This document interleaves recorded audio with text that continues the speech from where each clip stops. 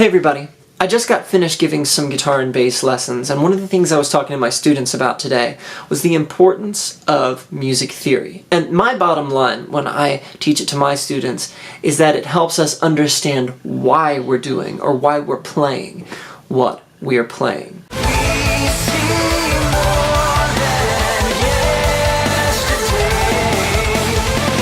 Now, I tend to integrate music theory pretty heavily with all of my students from the beginning of their learning experience on their instrument, just so that those things go hand in hand and they don't seem like really separate, unrelated things. And just like language, that allows us to be more expressive with what we're doing. You can just repeat something someone else says, but when you truly understand it, you're able to be more expressive with it. And music theory go hand in hand in that exact same way. Essentially, it's a tool set, and the other thing about it is that it allows musicians to communicate more clearly with each other and more quickly. So as a guitarist, you can look at the keyboardist and say, all right, the next chord is an A major 7 chord. Or you can look at the pianist and go, well, I know it's on the 5th fret and it kind of sounds like this. Figure it out.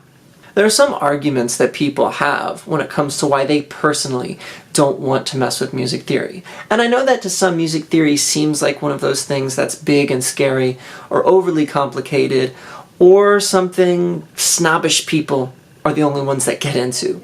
None of those things has to be true. But one of the things people sometimes say is, hey man, I don't want a set of rules messing with my creativity. This is partly rooted in the fact that people don't understand that music theory is actually descriptive and not prescriptive, at least on a general basis.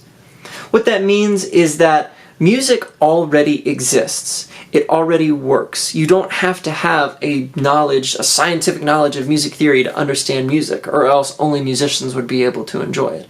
Music already works. It's a gift from God. It exists on its own. We, with music theory, are just trying to describe why it works, or at least why we think it works, and pull out some patterns that we can then turn into tools to create on our own. In fact, a lot of people find that the more theory they know, the more creative options open up to them. And the truth is, a lot of people who make this argument already know some theory. They just don't realize that's what it is. A lot of guitar and bass players know the basic pentatonic minor scale. A scale is just a set of notes set apart in a specific sequence of intervals that gives you a palette to work with, a set of tools. Which pretty much leads me into my second point. Some people say, well, you know, I just play this instrument, so I don't need that. And you know, you hear that from guitarists and bassists a lot. Well, as I just demonstrated, you ever learned a scale? You've learned theory. Orchestra and wind players. Have you ever played a B-flat major scale? You've learned some theory. What about producers or people who make electronic dance music? These little bits of MIDI are going to be a lot easier to understand and edit if you have a basic understanding of chords and scales, even if you don't play the piano. So at the end of the day, if this is something you're interested in, I think one of the best ways to stay interested in it is to start learning music theory using a type of music you already like. When I started, I was learning it from pop and rock music. I was basically picking out chord progressions that I heard often, and once I heard them in enough songs, I started to realize, hey, here's a tool that people are using all the time. The same can be said with different scales. The same can be said with different types of chords. And then once all those little pieces of information and patterns you're picking up start coming together, it starts to paint a greater picture.